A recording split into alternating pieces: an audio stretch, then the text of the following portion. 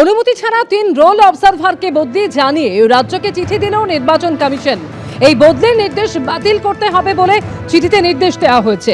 এদের মধ্যে অশ্বিনী কুমার যাদব, যিনি উত্তর ও দক্ষিণ দিনাজপুরের ইলেকটোরাল রোল অবজারভার। ঠিক কি রয়েছে চিঠিতে জানবো। রুমা পাল এই মুহূর্তে রয়েছেন আমাদের সঙ্গে টেলিফোন লাইনে। রুমা, এই নিয়ে রাজ্যকে ঠিক কি নির্দেশ দিয়েছে নির্বাচন কমিশন? দেখো, নির্বাচন কমিশনের করা চিঠি এবং বলা হয়েছে অনুমতি ছাড়া 3 আধিকারিককে বদলি অবিলম্বে বাতিল করতে হবে। এবং যেহেতু এসআইআর এর কাজে রয়েছেন তারা রোল অবজারভার এবং সে কারণে কিন্তু নির্বাচন কমিশনের অনুমতি দরকার। এবং 28শে জানুয়ারির মধ্যে দুপুর 3টের মধ্যে রিপোর্ট জমা দেওয়ার নির্দেশ দেওয়া হয়েছে। এরা হলেন অশ্বিনী কুমার যাদব, যিনি হচ্ছেন উত্তর এবং দক্ষিণ দিনাজপুরের electoral roll observer. Randhir Kumar, তিনি হচ্ছেন উত্তর 24 পরগনা কলকাতা উত্তরের অবজারভার। স্মিতা পান্ডে পশ্চিম বর্ধমান এবং পূর্ব বর্ধমানে বীরভূমের অবজারভার। এবং সেক্ষেত্রে 3 জনই আইএস এবং সেক্ষেত্রে তাদেরকে বদলি করা হয়েছে। এবং নির্বাচন কমিশনের অভিযোগ, এই বদলিগুলো কমিশনের অনুমতি ছাড়া করা যায় না, যা কমিশনের নির্দেশের সরাসরি লঙ্ঘন করা হচ্ছে। এবং চিঠিতে স্পষ্টভাবে বলা হয়েছে যে এই ট্রান্সফারের অর্ডার অবিলম্বে বাতিল করতে হবে এবং সেই জন্য কালকের মধ্যে কিন্তু সেটা রিপোর্ট চাওয়া হয়েছে নির্বাচন কমিশনের তরফ থেকে। ধন্যবাদ। গত 18 তারিখ সিঙ্গুরে জনসভা করেছিলেন প্রধানমন্ত্রী নরেন্দ্র মোদী, আর তার ঠিক 10 দিন পর আগামীকাল সিঙ্গুরে যাচ্ছেন মুখ্যমন্ত্রী মমতা বন্দ্যোপাধ্যায়। সেখানে জনসভা করার কথা রয়েছে মুখ্যমন্ত্রীর। সরকারি প্রকল্পের ঘোষণাও করবেন মুখ্যমন্ত্রী। ভোটের আগে ফের নজরে সিঙ্গুর। আগামীকাল সিঙ্গুর যাচ্ছেন মুখ্যমন্ত্রী এবং প্রায় 4 বছর পরে কাল সিঙ্গুরে যাওয়ার কথা মমতা বন্দ্যোপাধ্যায়।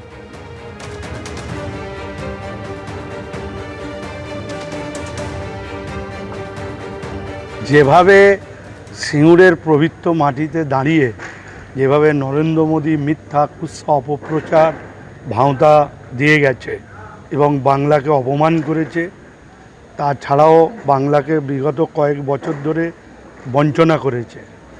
এবং আমরা আগেই বলেছিলাম যে সিঙ্গুরের মঞ্চকে নরেন্দ্র মোদী একটা নাটকের পর্যবেসিত করবে, সেটাই করেছে।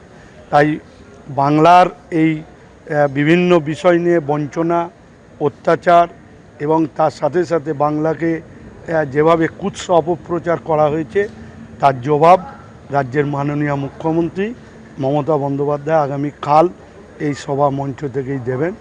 আর জেনে রাখবেন, নরেন্দ্র মোদী সিঙ্গুর, হুগলি, বাংলাকে কিছু দিতে পারেনি।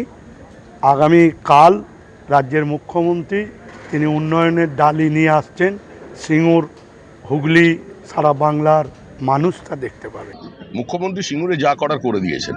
মুখ্যমন্ত্রী ওখানে সর্ষের বীজ ছড়িয়ে এসেছিলেন, মানুষ চোখে সর্ষে ফুল দেখেছেন কিন্তু সর্ষে গাছ দেখতে পাননি। সুতরাং সিঙ্গুর দেশ এবং দেশের বাইরের শিল্পপতিদের কাছে একটা ভিন্ন বার্তা দিয়েছে। একটা রাজ্য সরকার একটা শিল্পকে বন্ধ করে যদি সেখানে আবির খেলে, ভিক্টরি সাইন দেখায়, তাহলে স্বাভাবিকভাবেই এটা বোঝা যায় যে এ রাজ্যে শিল্পায়ন সম্ভব নয় বা এ রাজ্যে শিল্পায়নের জন্য উপযুক্ত পরিবেশ নেই।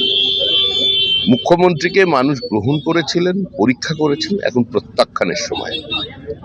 নতুন সরকার আসছে, প্রধানমন্ত্রী ওখানে সভা করেছেন এবং সিঙ্গুরকে বেছে নেওয়ার উদ্দেশ্য ছিল একটাই, একটা নির্দিষ্ট বার্তা দেওয়া যে ভারী শিল্প ছাড়া পশ্চিমবঙ্গের সামনে কোনো পথ খোলা নেই। আগামীকাল সিঙ্গুর যাওয়ার কথা মমতা বন্দ্যোপাধ্যায় এবং সিঙ্গুর যাওয়ার আগে শিল্প বার্তা মমতা বন্দ্যোপাধ্যায়ের মুখে। তিনি বলছেন, কেউ বলছেন রাজ্য থেকে শিল্প চলে গেছে, কেউ যায়নি। মমতা বন্দ্যোপাধ্যায় এরই সঙ্গে বলছেন যে কেউ যাবেও না, কেন যাবে? নবান্ন থেকে এমনই বার্তা দিয়েছেন মুখ্যমন্ত্রী। আমরা ধর্মঘটের বিরুদ্ধে, ধর্মঘট করতে দেব না, এটা আমাদের প্রতিশ্রুতি। কত ফ্লাইওভার হয়েছে, ধর্মঘট করতে দেব না। একই সঙ্গে মুখ্যমন্ত্রী বলছেন কত ফ্লাইওভার হয়েছে, কত ব্রিজ পরিকাঠামো হয়েছে, স্টিল, তেল, ওয়াগন, জাহাজ নির্মাণ থেকে সিমেন্ট শিল্প হয়েছে, আমরা নতুন সিলিকন ভ্যালিও করেছি। বার্তা মুখ্যমন্ত্রী। जो कहते हैं बंगाल में इंडस्ट्री चला जा रहा है, अरे वो थोड़ा है ना, जो चिट फंड होता है, आप जो फाइनेंशियल इरेगुलरिटीज करते हैं वो रजिस्टर करके रखता है, लेकिन उसको कंपनी नहीं है, वो बेनामी नाम से रजिस्टर करते हैं। उसका साथ कंपनी का कोई संबंध नहीं है, लेकिन जो बिजनेस करता है कोई नहीं गया और जाएगा भी नहीं। क्यों जाएगा? हम स्ट्राइक का खिलाफ है, हम स्ट्राइक करने नहीं देंगे, ये हमारा प्रतिश्रुति है। और इसी के लिए पहले 75 lakh mandays were lost, now not a single. कितना फ्लाईओवर हुआ, कितना ब्रिज हुआ, कितना इंफ्रास्ट्रक्चर हुआ। आप देखो ना पुरुलिया में 72,000 करोड़ रुपया इन्वेस्ट हो रहा है, आप लोगों ने ही किया है। स्टील इंडस्ट्री, चाहे स्टील इंडस्ट्री, चाहे ऑयल इंडस्ट्री, चाहे वागन इंडस्ट्री, चाहे कोच इंडस्ट्री, चाहे आपको शिप बिल्डर्स इंडस्ट्री, चाहे आईटी इंडस्ट्री, चाहे सीमेंट इंडस्ट्री, चाहे क्लास्टर। দুর্গাপুরের কমল মেলায় কি বলছেন নিতিন নবীন, শুনবো।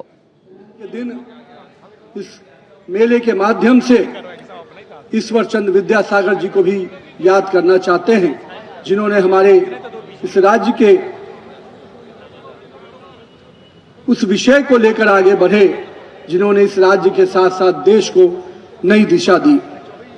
आज के दिन हम अपने कवि गुरु रविन्द्रनाथ ठाकुर जी को भी याद करना चाहते हैं, जिन्होंने आधुनिक भारत के लिए हम कह सकते हैं आश्रम शिक्षा पद्धति को स्थापित किया, पुनर्जीवित किया और शांति निकेतन जैसे संस्था को स्थापना कर भारतीय संस्कृति, भारतीय विचारधारा को हमेशा आगे बढ़ाया।